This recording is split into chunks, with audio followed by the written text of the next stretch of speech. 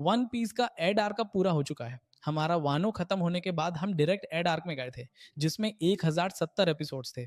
ये एक बहुत अच्छा आर्क था, लेकिन वानो से तुलना करें तो मुझे इसमें एक्शन सीक्वेंस थोड़े कम लगे।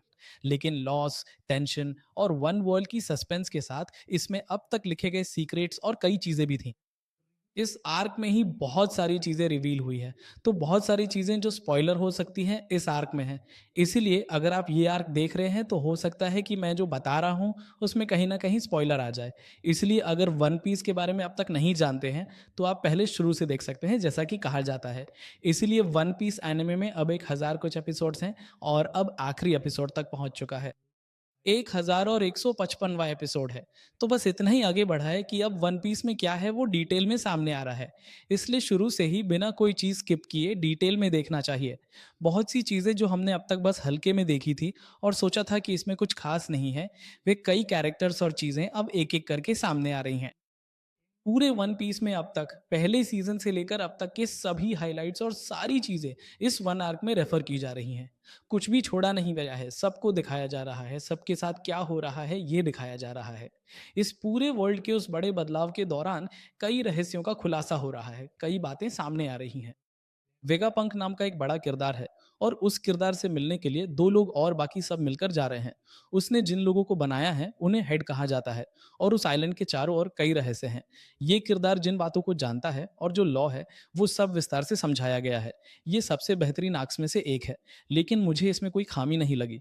बस कहानी कहने के लिए ज़्यादा जगह है, इसलिए एक्शन सीक्वेंस को उतनी प्राथमिकता नहीं दी गई है, ऐसा मुझे महसूस हुआ। बाकी सब ठीक है।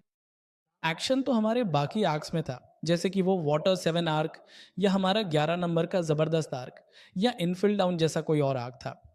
उन सब में मैंने बहुत ही शानदार एक्शन सीक्वेंस देखे हैं, क्योंकि वहाँ स्टेज दर स्टेज सब कुछ सेट किया गया था। इसमें भी वैसे ही है, लेकिन उसमें एक कास्ट थी और उसके चारों ओर ही सब कुछ घूमता था। बाहर लूफी और बाकी लोग थे। वो सेटअप ही है इस कूमा की बैक स्टोरी का। उसी तरह कूमा और बोनी के बीच का जो रिश्ता है और कूमा की अपनी कहानी, वो भी एक स्लीव की तरह सामने आती है।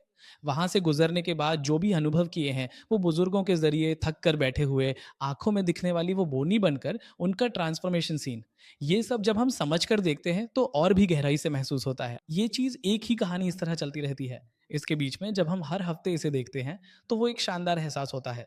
और जब कहा जाता है कि अब आगे नहीं मिलेगा, तो ये एक बड़ी कमी लगती है।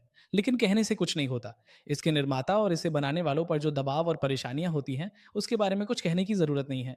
वे सब ने बहुत मेहनत की होगी ताकि हमें ऐसा अनुभव मिल सके। जब ये लोग हेड की ओर आते हैं तब भी कम से कम उस एक आर्क को दिखाने के लिए, उस एक आइलैंड को क्या है ये दिखाने के लिए। और जब सराफिस वगैरह आते हैं तब एक्शन सीक्वेंस शुरू होने से पहले एक गैप है। उसके बाद कुमा की पोनी की बैक स्टोरी से ठीक पहले भी एक छोटा सा गैप था। थोड़ा बहुत ड्रैगिंग जैसा महसूस हुआ, लेकिन जैसे ही बैक स्टोरी आ गई सब कुछ मिलाकर पूरी तरह से संतुष्ट कर देने वाला हो गया। अगर आपने आने वाले एल्फॉक मंगा पढ़ा है तो बिना स्पॉइलर दिए आर्क कैसा होगा ये भी कमेंट में लिख सकते हैं।